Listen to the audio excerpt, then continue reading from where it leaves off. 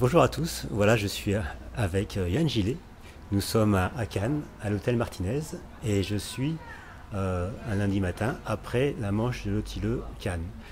Et je suis là pour parler avec mon ami Yann, qui a une expérience avec le swimrun et qui souhaiterait partager avec nous. D'abord, Yann, peux-tu te présenter professionnellement et aussi sportivement? Voilà, moi je suis donc Yann, je suis le directeur général de l'hôtel Martinez. J'aime bien me qualifier en tant qu'aubergiste à Cannes. Et je suis également donc sportif. C'était mon premier swimrun de championnat du monde, enfin dans la série des championnats du monde hier, les 45 km. C'est la première fois que je le faisais. Mais je suis issu d'un passé de marathonien, ultra-trailer et triathlète. Mais la première fois confronté au swimrun hier. Alors, c'est pas la première fois que le Tilo vient à Cannes, mais c'est la première fois qu'on arrive à faire une arrivée qui est juste sur le ponton du Martinez, qui est juste là-bas, une arrivée qui est vraiment fantastique. Et comment s'est fait cette maturation de faire venir le Tilo à Cannes, c'est pas, enfin, au Martinez surtout. Bon, alors déjà, j'ai une histoire avec le swimrun via ma sœur Agnès, qui elle a fait les championnats du monde, devait faire les championnats du monde, et qui est une swimrunneuse, qui m'a donné le goût du swimrun il y a 2 ans. Et il y a 2 ans, j'ai assisté à l'épreuve sur la plage. Je me dis c'est bien, mais je trouve que ça manquait de visibilité. Donc l'année en 2020, juste pendant le Covid. J'ai rencontré Michael Lemmel et je lui ai dit peut-être qu'on pourrait essayer de faire quelque chose ensemble. Je voudrais voir si ce sport pourrait s'intégrer. Et j'étais surpris par le fait qu'il n'y avait pas assez de visibilité. Et comme nous, on a un hôtel qui sommes connus sur Cannes, par les touristes, je me suis dit tiens, je vais pouvoir faire allier le monde des deux, le monde du luxe, du monde du prestige du Martinez, son emplacement aussi, puisqu'on est sur la Croisette. Et je lui ai proposé donc de faire quelque chose avec lui. Donc on a commencé en 2020, un premier partenariat, et puis on a élaboré ce projet ensemble pour 2021. Et on a eu la chance parce qu'en plus le soleil était là, l'eau bleue, l'eau chaude. Ouais. Et on a voulu recréer une sorte de tapis rouge, comme à la Croisette, comme le Festival de Cannes, où les concurrents, quand ils terminent, vous terminez directement sur le tapis rouge. Oui, pour la petite histoire, ils ont même, à l'intérieur de l'hôtel, une sorte près des ascenseurs, une sorte d'écran où ils présentent le Martinez et l'aspect luxueux, etc. Et il y a des images de films de Tilo de l'année dernière qui passent en même temps. Et c'est vraiment un mariage qui est très intéressant. Mais avant d'être là maintenant, quand vous parlez, on s'est rencontrés pour la première fois en Suède. Ouais. Et en Suède, justement pour le Tilo et les championnats du monde. Moi en tant que photographe, et toi tu étais invité en tant que spectateur pour voir un peu l'ambiance, et c'était quoi les valeurs, etc. Et comment tu arrives à faire le lien entre le prestige, le luxe et puis les valeurs qui sont de la nature, connexion. C'est pas du tout antinomique, mais comment toi tu arrives à faire le lien? Écoute, je pense que c'est la passion. C'est vrai que j'ai eu le même rapport quand j'ai fait le marathon des sables où finalement c'est le back to basic, hein, on est connecté avec la nature. J'ai retrouvé cette sensation avec l'Otilo et surtout en Suède, là, à Uto et à Stockholm où les concurrents sont connectés avec la nature et avec l'eau, je trouve qu'encore plus qu'avec la course à pied.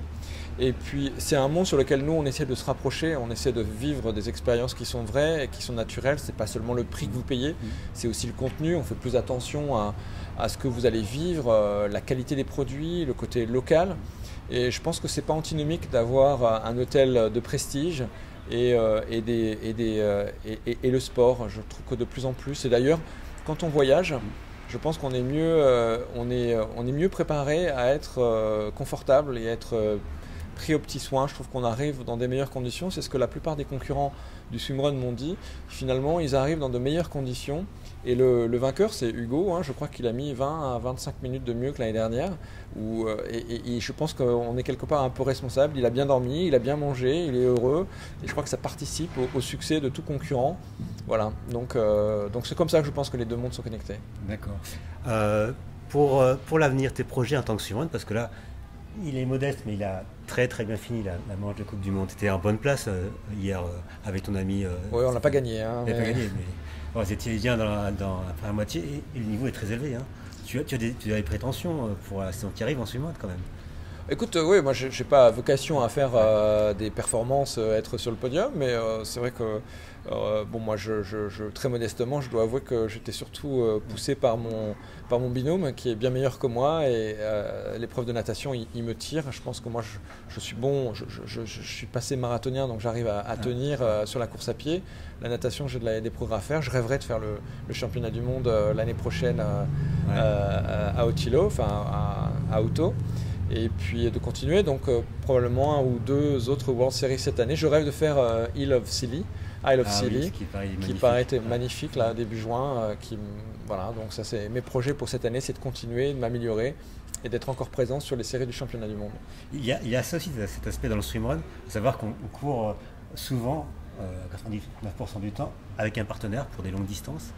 Et on apprend à faire confiance à son partenaire. C'est vraiment très important d'avoir l'expérience, mais de la partager aussi, quelque part. Ouais, ça devient une personne assez importante dans ma vie. On fait beaucoup de choses, on fait des choses aussi, on doit faire des choses ensemble, oui. Jean-Marie, parce que c'est une région qui est absolument formidable. Et je pense qu'il faut le faire à deux, et puis il faut le faire aussi avec des amis. Je pense que ça crée des liens aussi qui sont très forts, des liens avec des gens, mais aussi avec la nature. On découvre des lieux qui sont totalement inaccessibles. Et c'est ça l'esprit du swimrun, et c'est ce que j'adore, et je pense que la plupart de mes collègues swimrunners adorent également. Alors moi, je me pose souvent la question, tu es quand même quelqu'un de très occupé, et comment trouves-tu le temps pour t'entraîner, quoi? Je veux dire, tu as négocié avec ta famille, etc. Comment tu gères? C'est impressionnant. Je vois bien que tu emmènes tes collègues de travail sur hier Cannes, etc. Comment tu arrives à gérer tout ça?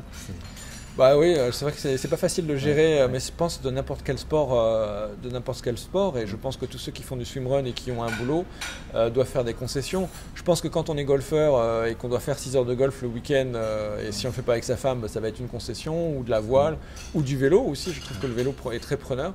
Donc c'est une histoire de compromis, de trouver le bon compromis. Puis moi je suis ravi de voir que mes collègues au niveau de l'hôtel ont goûté à ce sport. L'épreuve de découverte qui est 7 km, 2 km de natation et 5 km de course à pied est accessible quasiment à tout le monde, on peut même le faire à la brasse. Et quand j'ai vu les sourires aux lèvres des équipes, de dire je l'ai fait, j'ai pris du plaisir, ça c'est ma plus grande satisfaction. Ah, c'est parfait. Oui. J'avoue que c'était moi, je suis personnellement, je me mets dans l'interview parce que je suis photographe sur la ligne d'arrivée. On a une ligne d'arrivée qui est vraiment magnifique. D'un côté le Martinez, de côté l'horizon avec le ciel, la mer bleue et puis les îles au loin, c'est formidable. Et tout le monde était content. Et j'adore prendre les photos des gens contents. Ouais. Voilà, nous on a une expression, on dit quand les choses sont assez glamoureuses, belles, chic et élégantes, on dit qu'elles sont very Martinez. Alors je pense que c'était une épreuve very Martinez. Voilà. Very Martinez. Bon, moi j'ai le titre de mon article prochain. Voilà, une épreuve very Martinez. Ok. Merci Yann. Merci Jean-Marie, merci à tous en tout cas de m'avoir écouté. La prochaine sur les câlins peut-être. Exactement, avec grand plaisir. Voilà.